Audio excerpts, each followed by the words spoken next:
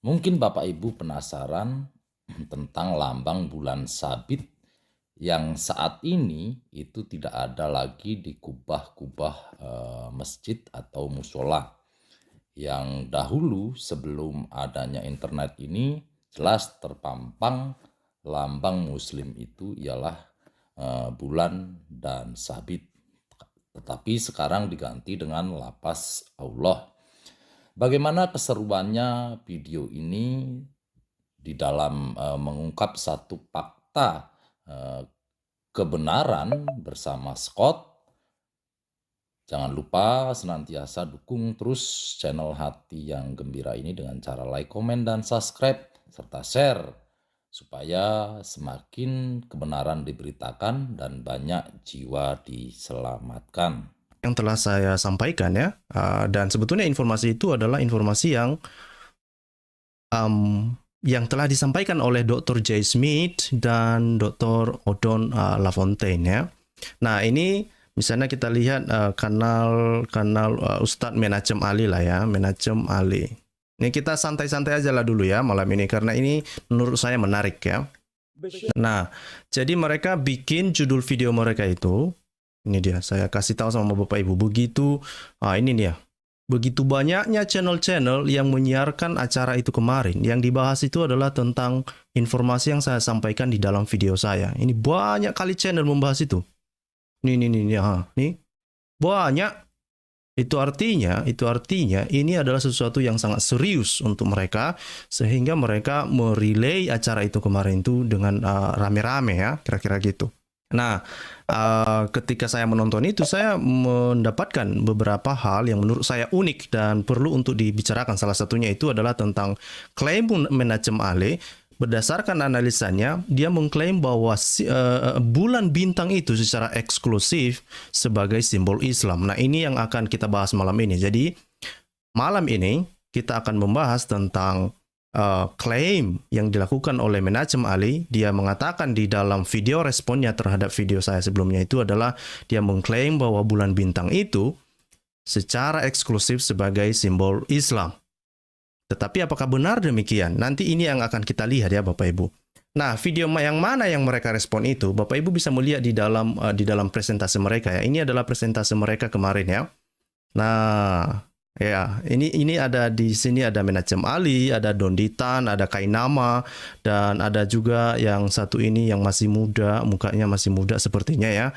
Kayaknya dia masih umur belasan atau 20-an lah itu ya. Namanya dia bikin di situ Maulana bin Zakaria dan Menachem Ali mengatakan dia berharap si Maulana bin Zakaria ini menjadi penerusnya ke depan. Gitu.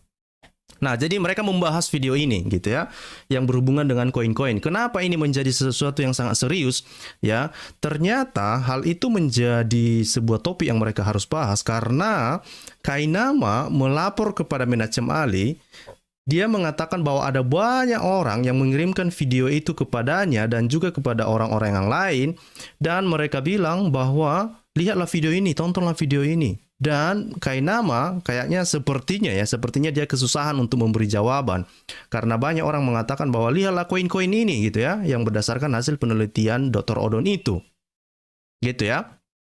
Dan Kainama mencoba menjelaskan tetapi pada ujungnya dia mengundang Menachem Ali untuk memberikan penjelasan. Ya, tetapi alih-alih mereka memberi penjelasan itu yang saya bilang, ini Menachem Ali mendatangkan masalah baru baginya. Bukan hanya mengenai bulan bintang ini sebetulnya. Ada hal-hal nanti yang akan kita bicarakan juga ya. Ini sampai 2 video karena kemarin memang sempat putus koneksi mereka ketika mereka sedang live stream itu ya. Dan itu di sesi kedua nanti kita akan lihat tentang fakta-fakta yang diajukan ya. Nah, di dalam sesi pertama ini, yang hari ini juga saya mau merespon tentang respon dia terhadap video saya. Nah, untuk yang berikutnya saya akan merespon tentang fakta-fakta yang dia bawa untuk membantah informasi yang disampaikan oleh Dr. Odon dan Dr. Jay Smith itu. Gitu. Jadi ini begitu serius. Ya, begitu serius. Mari kita dengarkan dulu gimana Kainama ya merengek dia lah kira-kira gitu ya. Ini di menit ke-6 6.50. Mari kita dengarkan sama-sama. 6.50. Kirim terus. Tapi kalau ayat-ayat yang seperti Ustadz Dondi cerita waktu itu, hampir setiap hari. Ustadz Tondi pun dapat. Dikirim terus, lalu ada seperti apa ya, seperti ditekan gitu mereka itu bahwa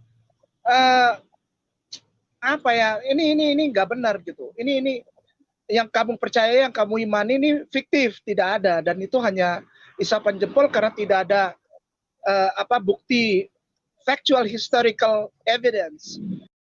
Jadi memang dia ini apa ya? Dia sangat saya melihatnya begitu terguncang lah ya. Terguncang dia ini.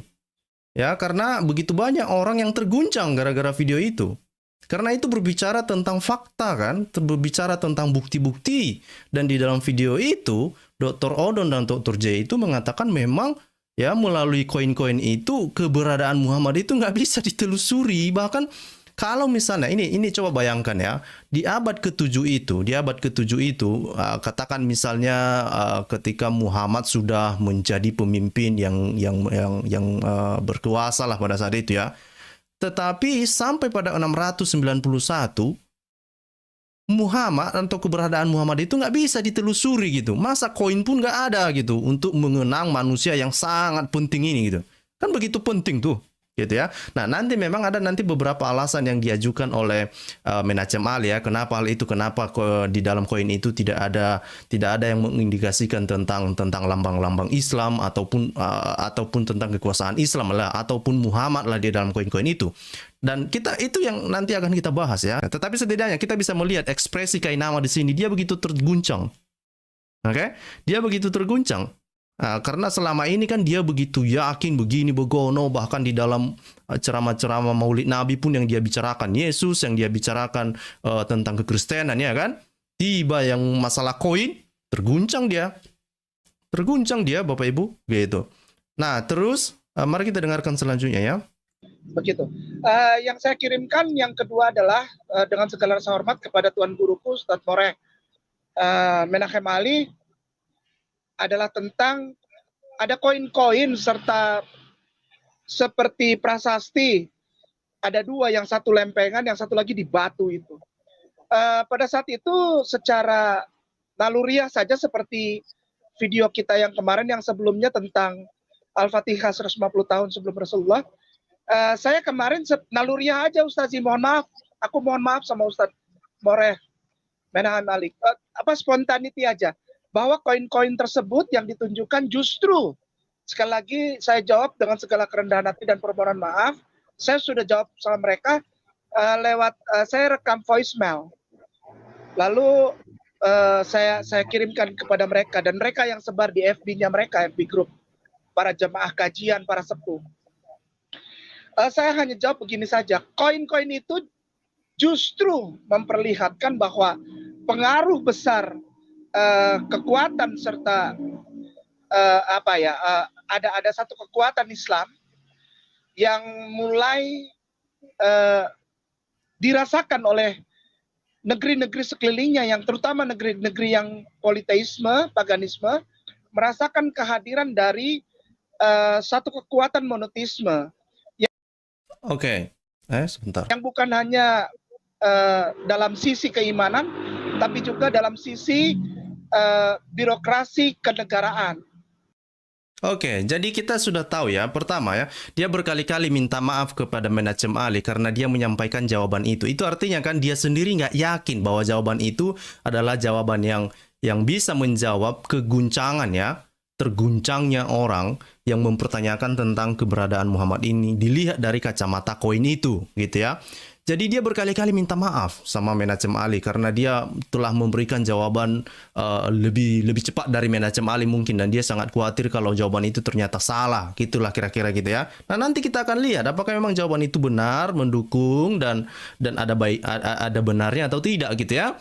Nah, yang kedua, dia mengatakan bahwa koin-koin itu justru menunjukkan tentang kekuatan lah, tentang keberadaan terhadap menunjukkan tentang pengaruh Islam pada masa itu. Nah, ini yang saya pikir ya, bukan hanya Kainama yang gagal paham di sini, bahkan juga dari respon manajemen Ali, saya merasa mereka ini gagal paham terhadap video yang saya bahas itu. Juga mereka gagal paham terhadap apa yang disampaikan Dr. J. Smith dan Dr. Odon Lafontaine. Yang dibantah itu bukan masalah Islam berkembang pada saat itu. Itu sisi yang lain gitu loh. Ya, tetapi klaim-klaim Muslim yang selama ini selalu mereka mengatakan bahwa ini Muhammad itu adalah yang membawa Islam, yang menerima wahyu, yang menerima Quran, ya kan? Nah, tetapi ketika ditelusuri tentang hal seperti itu, bagaimana Muhammad, kapan Muhammad menerimanya, di mana Muhammad menerimanya, lokasinya di mana, sepertinya semua clue-clue itu tidak ada clue yang menunjukkan bahwa memang Muhammad ada pada saat itu seperti yang dipercaya oleh Muslim saat ini. Saya pikir gagal paham orang ini memahami apa yang dikatakan oleh J. Smith. Benar bahwa pada abad ke-7 itu ada sebuah kekuatan yang bangkit pada saat itu. Ada sebuah kekuatan yang bangkit pada saat itu. Tetapi belum tentu itu adalah Muhammad yang dikenal oleh Muslim saat ini. Itu inti yang disampaikan dari Dr. J. Smith. Makanya saya heran orang ini. Kenapa mereka selalu gagal paham gitu? Kenapa? Ada apa orang ini? Gitu. Jadi ini adalah salah satu bukti memang mereka terguncang dengan hal ini. Mereka terguncang dengan hasil penelitian Odon dan juga hasil penelitian yang dilakukan oleh Dr. J. Smith. Dan Kainama sendiri kesulitan dengan hal itu sampai dia harus minta maaf kepada manajemen Ali untuk memberi jawaban. Nah, sekarang kita langsung kepada manajemen Ali. Seperti apa respon manajemen Ali dengan video itu ya? Ini yang menarik menurut saya ya. Ini di menit ke 1934. 1934. Apa yang dikatakan oleh manajemen Ali? Mari kita dengarkan. Timur Yitro Hayishmaili. Pada bulan istimewa ini, yakni bulan Maulid, kita dikejutkan dengan dua berita akbar. Berita yang dahsyat yang diterima oleh saudara-saudara kita penutur bahasa Indonesia dan sekaligus penutur bahasa Melayu. Artinya musibah ini menimpa ke seluruh kawasan di Asia Tenggara yang paham bahasa Indonesia ataupun paham bahasa Melayu mengenai dua hal yang tadi saya katakan. Yang pertama, kasus yang sudah pernah kita bahas, yakni surah Al-Fatihah yang ada di dalam Quran didakwa sebagai fotokopi dari teks doa berbahasa Suryani versi Kristiani. Dan itu sudah kita jawab secara detail, bahkan berdasarkan bukti-bukti yang akurat, bahwa itu tidak benar. Bahwa Al-Fatihah yang kita punya dalam versi bahasa Arab bukan merupakan fotokopi atau jiplakan dari doa versi kaum Kristiani Ortodok Syria. Yang kedua, yang sedang kita bahas sekarang, ini bukan bicara mengenai surah Al-Fatihah sebagai bagian dari kitab suci Quran. Tetapi masalah yang kedua ini berbicara siapa yang menerima Quran, yakni Muhammad Sallallahu Alaihi Wasallam. Ternyata sekarang ini dalam versi bahasa Indonesia dikatakan sebagai tokoh fiktif, alias orang ini tidak pernah ada. Oke, jadi Bapak Ibu sudah nangkap ya poinnya apa yang dia sampaikan ya Bapak Ibu. Jadi memang ya itu adalah informasi yang disampaikan oleh Dr. Odon bersama dengan Dr. J. Smith ya. Mereka mengatakan bahwa Muhammad ini dipertanyakan eksistensinya pada abad ke-7 gitu ya. Dan manajemen Ali mengakui bahwa dua isu ini menjadi musibah ya. Bahkan dia mengatakan dalam video itu dia mengatakan bahwa itu musibah. bagi mereka gitu. Begitu terguncangnya gitu ya. Bukan hanya Kainama yang terguncang rupanya. Dia juga terguncang ini. Bahkan dia menganggap itu adalah sebuah musibah. Gitu ya. Kenapa itu dianggap sebuah musibah ya? Saya teringat ya dengan apa yang terjadi di dalam kekristenan ya. Di dalam kekristenan ini banyak hal-hal yang sudah terjadi, Bapak Ibu. Oke, di dalam kekristenan itu ada yang menuduh macam-macam, termasuk apa yang dilakukan Kainama. Bahkan ada penelitian sebelumnya sebenarnya yang mengatakan bahwa Yesus itu tokoh fiktif, gitu ya. Sebelumnya mengatakan bahwa Yesus itu tokoh fiktif. Apakah orang Kristen lalu ngamuk-ngamuk mereka? Enggak lah, ya kan? Enggak, orang Kristen santai-santai aja, dan itu kita santai menjawabnya ya, santai menjawabnya dengan memberi dalil-dalil yang bisa dipercaya. Nah, orang ini ketika mereka diperhadapkan dengan hal seperti ini, lalu mereka mengatakan ini musibah. Ya, ini peristiwa yang sepertinya begitu mengguncang iman mereka gitu ya. Nah, saya kurang tahu kenapa. Kalau betul ya kenapa kamu mengatakan itu musibah dong? Yakin saja ya kan. Nah, memang saya sebelumnya ya saya sudah menonton, saya juga mengikuti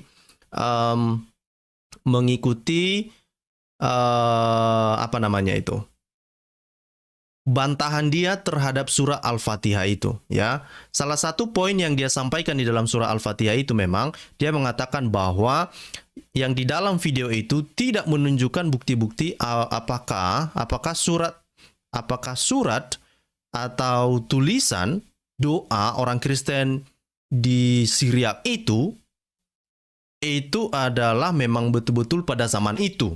Artinya dokumen tertuanya tidak ditunjukkan, gitu ya. Itu alasan dia. Tetapi coba bayangkan, kalau misalnya itu bahwa ditemukan misalnya ya ada manuskrip yang tua yang sama atau yang persis seperti yang ada di dalam Al-Fatihah, bukankah itu menjadi bumerang yang luar biasa bagi mereka?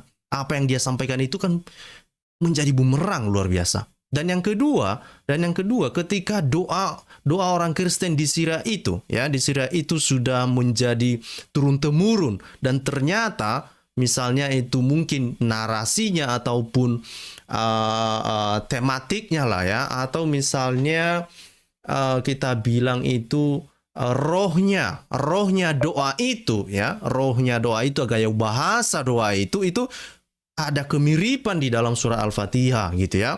Dan memang di dalam videonya bantahannya Menachem Ali, dia mengatakan itu meskipun ada kemiripan bukan berarti bahwa Muhammad itu melakukan memplagiasi doa Kristen Syriak itu.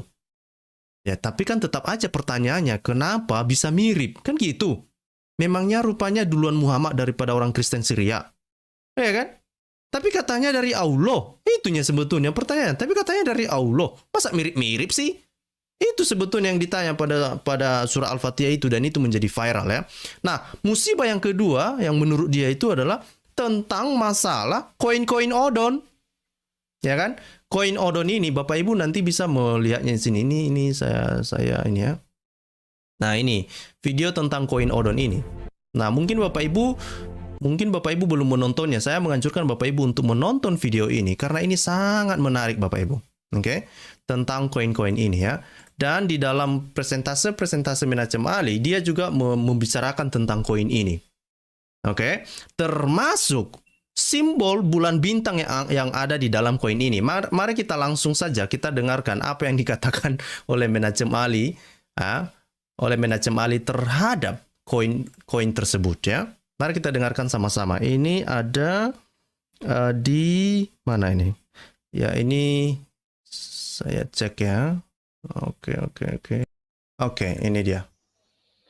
Jadi berdasarkan video ini sebenarnya pembahasannya sangat sederhana, bukan berkaitan dengan aspek manuskrip, kajian manuskrip, juga bukan mengacu pada data-data arkeologi, inskripsi yang secara detail pernah dibahas oleh para ahli, misalnya oleh Holy Land, sebagai seorang pakar dalam bidang inskripsi, dan juga misalnya Irfan Shahid, seorang Arab Kristen yang menulis buku mengenai The Byzantium Empire yang ada beberapa jilid.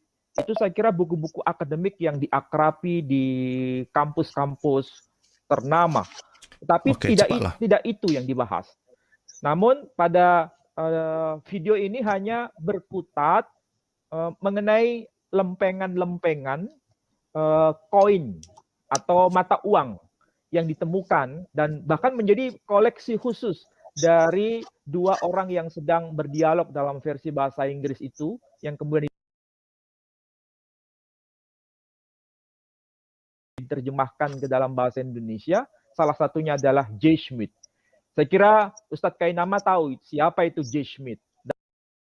Jadi ketika J. Smith membeberkan atau mengumpulkan, ya, mencoba untuk mempresentasikan informasi-informasi seperti ini, lalu mereka mengatakan bahwa memberikan impresi yang jelek lah terhadap J. Smith, ya. Bahkan sampai-sampai pun Don Ditan sepertinya dia tidak tahan untuk mengatakan sesuatu, dan dia mengatakan bahwa J. Smith itu adalah seorang pecundang, gitu ya. Kasihan juga saya melihat orang ini, gitu. Ya. Nah, inti dari apa yang disampaikan oleh Menachem Ali dalam video ini adalah sebetulnya dia mengatakan ini adalah sederhana, ya. Dari koin-koin ini sederhana, bukan manuskrip-manuskrip.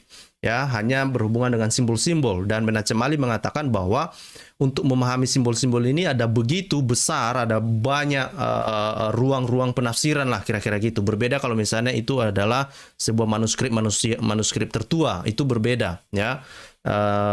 Penafsirannya lebih spesifik. Itu sebetulnya inti yang mau dia sampaikan.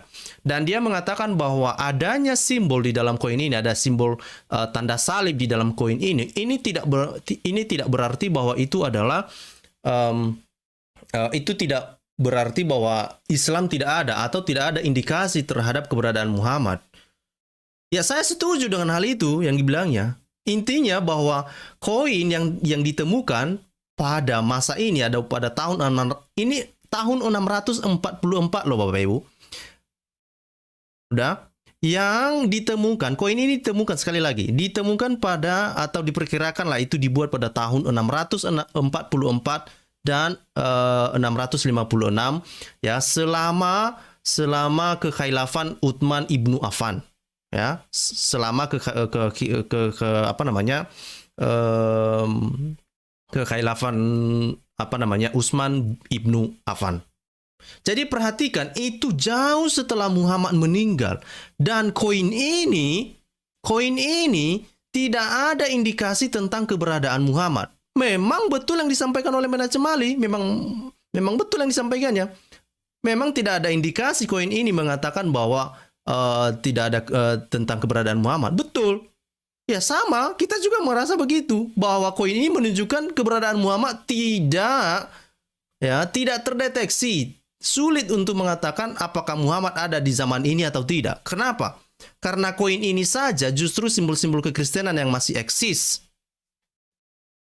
Kalau seperti yang mereka gaung-gaungkan, ya, nanti kita akan melihat, ya, masa-masa kekhailafan Islam itu dari tahun berapa ke tahun berapa, dan seperti apa wilayah kekuasaannya. Karena ada blunder, ya, ada masalah yang sangat blunder menurut saya apa yang disampaikan oleh Menachem Ali di dalam video ini. Dia mengatakan bahwa ya itu wajar saja karena pada saat itu terjadi hibridisasi lah, ya, mungkin maksudnya itu pencampuran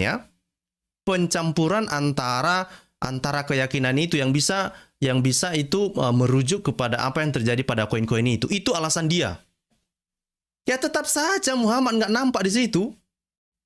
Ya kan itu poinnya. Tetap saja keberadaan Muhammad nggak bisa ditelusuri dari keberadaan koin ini.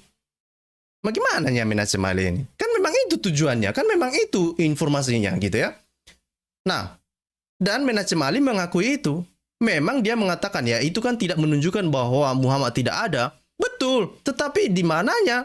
Kalau begitu, bagaimana kita membuktikan keberadaan Muhammad kalau nggak ada di dalam koin-koin seperti ini gitu ya? Padahal Muslim mengatakan bahwa misalnya di dalam masa kekhilafan itu begitu besar kekuasaan Islam. Dan lebih lucunya, Menachem Ali di dalam video ini dia mengatakan begini, bahwa pada saat itu ya bukan hanya kekuasaan Islam yang ada pada masa itu, tetapi ada kekuasaan yang lain, misalnya kekuasaan Romawi yang menurut dia lebih berkuasa pada saat itu. Jadi Islam itu pada saat itu adalah hanya sebuah alternatif kekuasaan pada saat itu. Ini adalah sesuatu yang sangat blunder. Tahu nggak kenapa? Ini saya akan bukakan kepada Bapak Ibu ya. Kenapa saya merasa bahwa ini Menachem Ali dipertanyakan lah. Ya, dipertanyakan motifnya untuk menyampaikan hal itu. Kita akan lihat masa kekhalifan. Ini masa kekhalifan Islam. Ini ya, ini saya kasih di depan mata Bapak Ibu untuk mengerti, untuk memahami ini pelan-pelan. Oke, jadi ketika berhadapan dengan Kainama, kasih dia koin-koin lagi ya kan, biar pusing dia. Nah, Bapak Ibu nanti kasih kata kunci di Google misalnya masa kekhalifan Islam. Udah, kita nggak perlu yang rumit-rumit, teknologi yang canggih-canggih, nggak perlu. Cari aja di Google masa kekhalifan Islam, maka kita akan lihat ini ya, misalnya di Wikipedia khalifah, ya kan? Kita ceklah di masa khalifah ini. Ya kan? Nah, di masa khalifah ini Bapak Ibu nanti bisa membaca, oh khalifah ini, khalifah itu, khalifah ini, khalifah itu, ya kan? Tetapi ada namanya khalifah. Oke. Ini kenapa ini? Oke.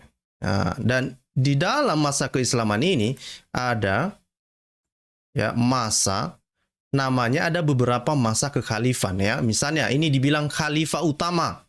Bapak Ibu bisa mengetahuinya ya. Oh, ini. Oh, ini saya perbesar. Nah, dibilang di sini khalifah utama. Ada banyak sebetulnya masa-masa kekhalifan itu ya. Ada khalifah utama, ada Wangsa Umayyah ya. Ini apa namanya di dalam khalifah-khalifah yang utama ini. Nah, kita akan lihat langsung misalnya di dalam masa kekhilafan utama ini, misalnya di dalam Khalifah Rasidin ya, kekhilafan Rasidin. Udah? Biar ini tidak ada dusta di antara kita lah ya kan. Kita kliklah di sini ya kan, kekhalifan Rasidin. Nah, kekhalifan Rasidin itu kapan terjadinya? Ini dia Bapak Ibu, ini tahunnya ini. Mulai dari 632 sampai 661. Bapak Ibu bisa bacain ya. Kekhalifan Rasidin itu mulai dari tahun 632 sampai 661 setelah Masehi ya. Nah, seberapa besar kekuasaannya Bapak Ibu? Coba perhatikan ini. Ini. Klik petanya ini. Inilah kelihatan ini. Yang hijau ini Bapak itulah kekuasaannya kekhalifan pada masa itu. Udah? Terus Menachem Ali mengatakan bahwa ada kekuasaan yang lebih besar daripada kekuasaan yang ini katanya. Masa tahun itu. Karena perhatikan ya. Ini saya kembali lagi. Oke, saya kembali lagi ya. Oke. Ini di tahun 632 sampai 661 tahun tadi, itu ada koin yang namanya tadi, koin yang tadi itu. Nih. Mana tadi? Koin ini ditemukan pada tahun 644 sampai 656. Ya kan? Artinya koin ini ditemukan pada masa kekhalifan Rasidin. Bisa dipahami ya? Nah, terus klaim mereka mengatakan bahwa itu kan Islam masih belum berkuasa begitu besar pada saat itu. Tapi sejarah kan mengatakan berbeda. Ini daerah kekuasaannya. Nah, ini dikatakan di sini ya, perhatikan ini.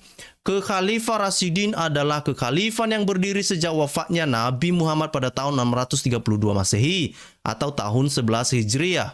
Kekhalifan ini terdiri atas 4 khalifah pertama dalam sejarah Islam yang disebut sebagai Khulafaur Rasidin. Pada puncak kejayaannya, kekhalifan Rasidin membentang dari, perhatikan ini, dari Jazirah Arab sampai ke Levan, sampai ke Kaukasus dan Afrika Utara, serta sampai ke dataran tinggi Iran dan Asia Tengah di timur. Artinya kawasan ini begitu besar, Bapak Ibu. Lalu Muhammad Ali atau Menachem Ali mengatakan, oh, itu Islam pada saat itu belum besar.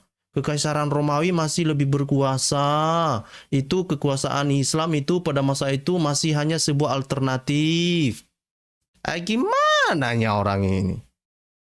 Satu sisi mengatakan bahwa ini masa-masa kekhalifan, masa-masa penting bagi Islam. Tapi satu sisi, oh, tidak. Itu hanya sebuah alternatif doang. Gimana ya orang ini? Hah? Coba dulu. Gimana orang ini? Oke, jadi itu makanya saya bilang ya, saya merasa lucu mendengarkan orang ini. Mereka tidak bisa menerima fakta gitu ya. Nah, sekali lagi, koin tadi itu ditemukan pada masa ini. Dan di dalam koin itu, keberadaan Muhammad itu nggak ada bisa ditelusuri. Itu intinya. Kok susah kali sih dimengerti? Itu intinya. Artinya, kalau kita lihat berpikir lebih jauh lagi, ya, apa yang disampaikan oleh J. Smith dan Dr. Odon itu, mereka mengatakan begini. Odon mengatakan kemungkinan orang yang sebetulnya yang dibicarakan ya atau yang memiliki kekuasaan pada abad ke-7 itu bukan Muhammad ini yang mereka percaya ini, tetapi kemungkinan mungkin Amir atau Umar. Itu yang mereka percaya, itu yang disampaikan oleh Odon. Artinya apa? Inti yang mereka sampaikan itu adalah bahwa Muhammad yang dipercayai oleh Muslim zaman ini bukanlah Muhammad yang diceritakan, yang ada bukanlah manusia yang sama atau tokoh yang sama yang dikenal pada abad ke-7. Kalau misalnya Muhammad begitu penting dan menjadi tokoh penting, bagaimana tidak menjadi tokoh penting? Bayangkan aja daerah kekuasaannya itu yang sampai ke Asia Tengah, sampai ke Afrika Utara, ya kan, menguasai dataran Arab, ya kan, hampir sampai ke Arab Selatan, Arabia Selatan, ya kan, mulai dari Arabia Utara, bahkan menguasai kawasan hampir menguasai seluruh kawasan Sasanid, gitu ya. Sampai ke Arabia Selatan. Itu yang dibilang itu nggak besar, itu nggak signifikan, dan itu masih dianggap sebagai hanya sebuah kekuasaan alternatif. Ini yang kadang-kadang orang ini ya, saya nggak tahu lagi lah mau ngomong apa kalau begini. Mungkin masuk Menachem Ali ini baru dianggap bahwa Islam itu sebagai kekuatan yang absolut kalau sudah dikuasai seluruh bumi ini gitu ya pada masa itu. Kan nggak jelas orang ini ya kan, orang Batak bilang nggak jelas ya kan. Nah jadi ini yang saya pikir, ayo dong terima faktanya bahwa kemungkinan besar ya, dan seperti yang disampaikan oleh para sejarawan itu, Muhammad yang kalian pikir saat ini itu bukanlah tokoh yang sama yang ada atau yang terkenal atau yang dikenal pada abad ke-7. Itu masuknya, itu inti pesannya. Ini harus saya ulang-ulangi lagi. Yang disampaikan oleh Dr. J dan Dr. Odon itu. Gimana sih kalian ini? Gitu ya.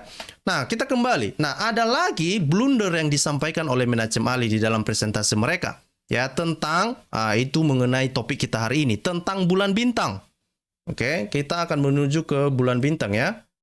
Oke, sebentar. Di dalam video mereka ini ya, sempat-sempatnya mereka membandingkan tentang Yesus, masa Yesus. Ya kan, mereka bilang, lihatlah mana ada itu koin yang ada tanda salib pada masa Yesus. Lah kan berbeda lah. Orang Israel pada saat itu masih di bawah pemerintahan Roma. Lah Islam kan artinya kan Israel masih di bawah penjajahan. Lah Islam kan menjajah pada saat itu. Mereka yang conquer ya kan. Mereka yang menguasai wilayah itu di situ. Artinya mereka lah yang punya otoritas dong. Menurut pemahaman Muslim saat ini harusnya mereka punya otoritas, punya kekuasaan, punya resource. Mereka punya nama. Muhammad punya nama pada saat itu harusnya. Ya, atau setidaknya setelah Muhammad meninggal lah, maka nama Muhammad masih harum lah di situ. Masa di koin aja nggak ada? Itu dibandingkan pula pada masa Yesus. Ya, pada masa Yesus ya mereka masih di bawah kekuasaan pemerintahan Roma lah. Mereka di bawah penjajahan lah. Kayak gimana ya orang ini? Ini kadang-kadang ya gara-gara terguncang kali pikirannya, udah nggak tahu lagi mau ngomong apa, udah nggak tahu lagi mau memberi pembelaan apa, lalu dibalik-balikkan ke Yesus.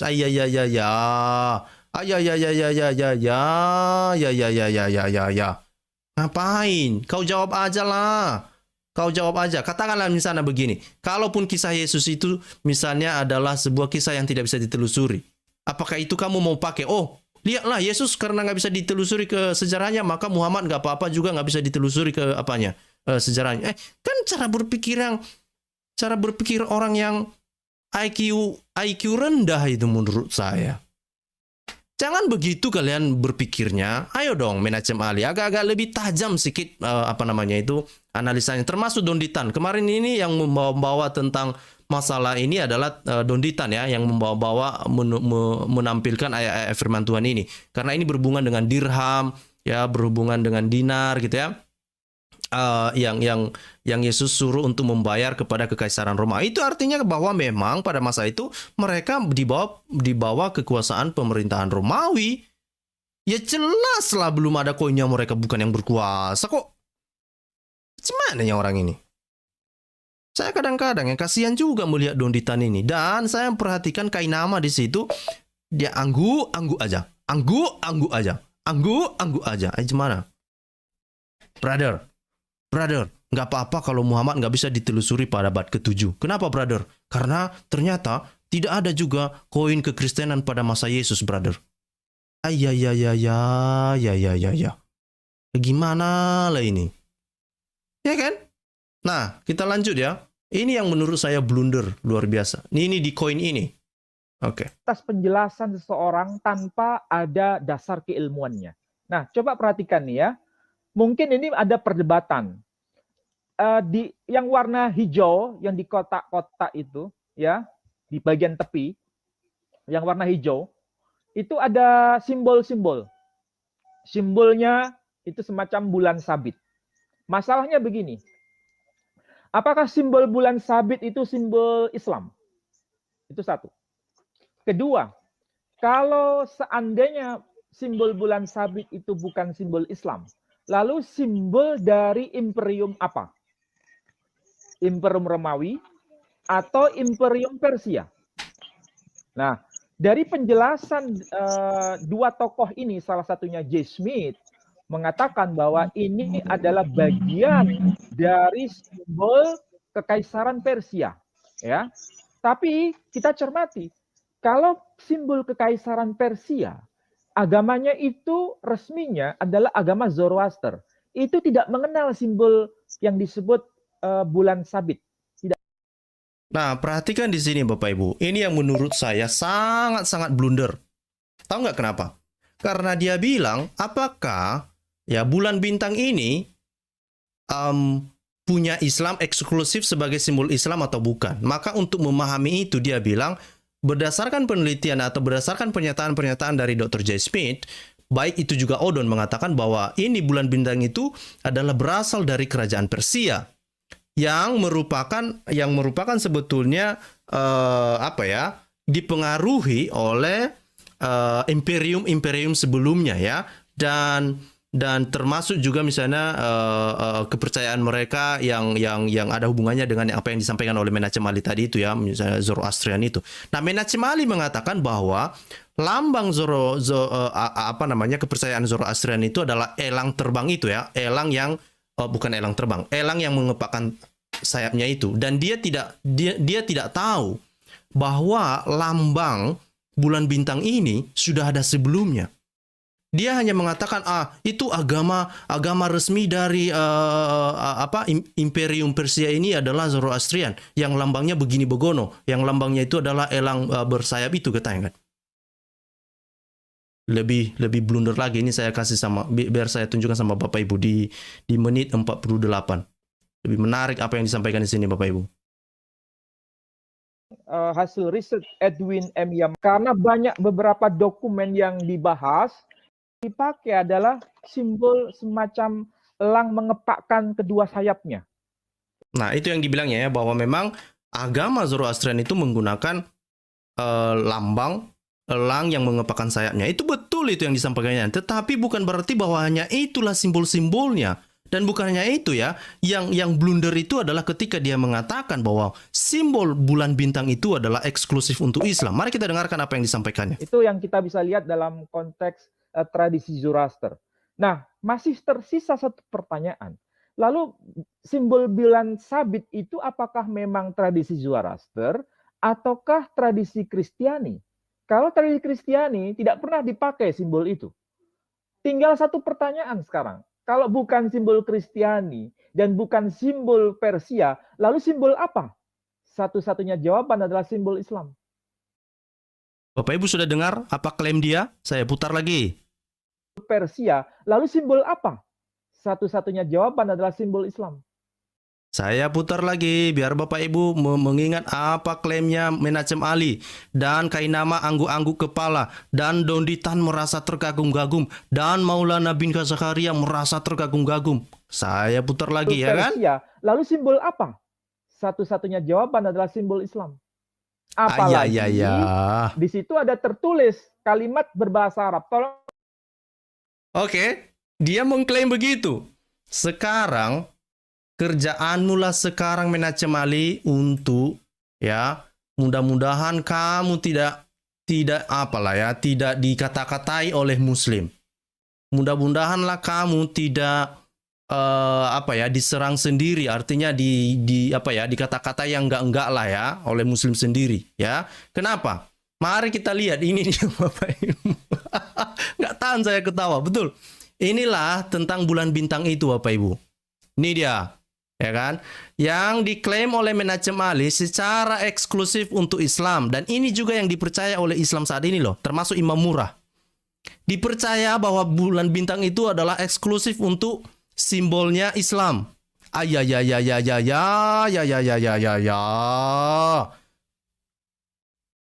Perhatikan ini. Okay? The star and the crescent is an iconographic symbol used in various historical contexts, including as prominent symbol of the Ottoman Empire, with numerous modern countries still using it as a national symbol. It was developed in the Greek colony of Byzantium. Perhatikan ini Bapak Ibu. Itu sudah ada pada masa koloni Bizantium. Kapan itu? Itu 300 tahun sebelum Yesus lahir.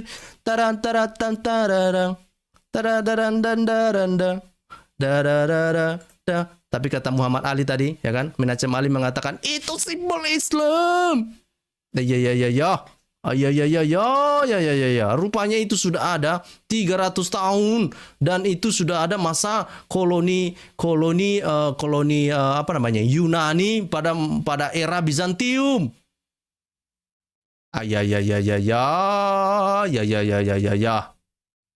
Terus dia bilang itu nggak ada hubungannya dengan Zoroastrian. Ini saya kasih ini, kita input ini ya, kita input kata kunci Zoroastrian.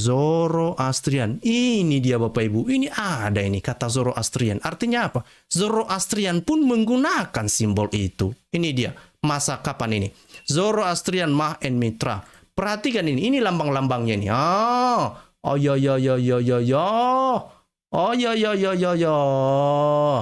Ini lagi ya. Ini simbol ini. Ancient design of the star and crescent symbol as used in Byzantium as the first century before Christ era. Ini abad pertama sebelum Yesus. Terus ini ada di Persia. Kan dia bilang tadi kan, dia kan nggak terima kalau itu dari Persia kan. Nah ternyata di Persia juga ada. Di Persian Sassanid Empire pada masa kapan? Pada abad ketiga sampai abad ketujuh.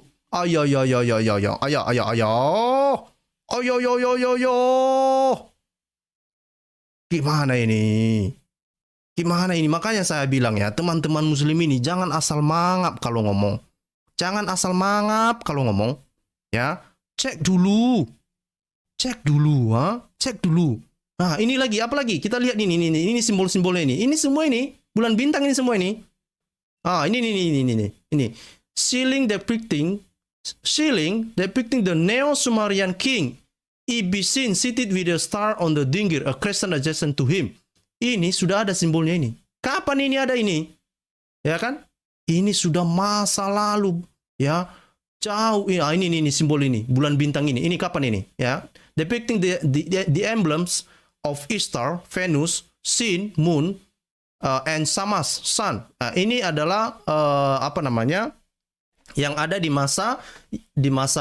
masa abad ke-12 sebelum Masehi.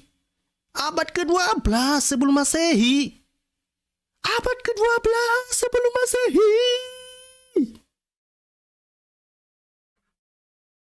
Abad ke-12 sebelum Masehi, Bapak Ibu. Abad ke-12 sebelum Masehi. Ini sudah ada bulan bintangnya di situ. Dikatakan di situ bahwa itu Ishtar itu melambangkan Venus, Sin itu melambangkan bulan, dan Samas itu melambangkan apa? Matahari. Kan matahari itu dibilang di situ dianggap sebagai bintang ya. Jadi ketika mau ketemu sama Menachem Ali, apa yang Bapak Ibu mau sampaikan? Aduh, jangan malu-maluin lah. Jangan malu-maluin. Nah, ini lambang bulan bintang itu. Kapan itu? Itu yang melambangkan bulan bintang itu apa? Venus, matahari, dan bulan. Itu kapan ada? Sudah dipakai juga pada pada tahun 556 sampai 539 sebelum Masehi. Ditemukan di mana? Di Haran. Ya, bahkan di era Helenistik. Bapak Ibu tahu nggak era Helenistik ini? Ini era Helenistik ini, ya, ini misalnya itu masa-masa sekitar 2 abad ya, 2 abad lah sebelum Masehi. Dan itulah di situ misalnya Zoroastrian itu ada, ya kan?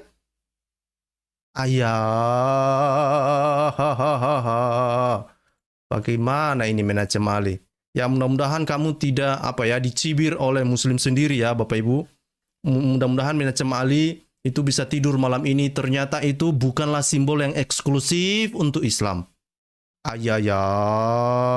Ini Imam Murah, dia sangat protes saya, dibilangnya itu monolog katanya lah. Jadi yang kemarin itu orang Menachem Ali itu bukan monolog. Menachem Ali. Imam Murah. Dan apa sih pentingnya harus berdebat untuk harus bertatapan muka, ya kan? Kenapa? Untuk apa? Gak perlu. Lebih bagus yang seperti ini kan? Kita gak perlu cari-cari masalah, ya kan? Menachem Ali memaparkan materinya, saya membantahnya, ya kan? Dan kita menemukan Menachem Ali, dia bilang bulan bintang itu eksklusif sebagai simbol Islam. Rupanya bukan. Oke, itu saja mau saya sampaikan malam ini Bapak Ibu.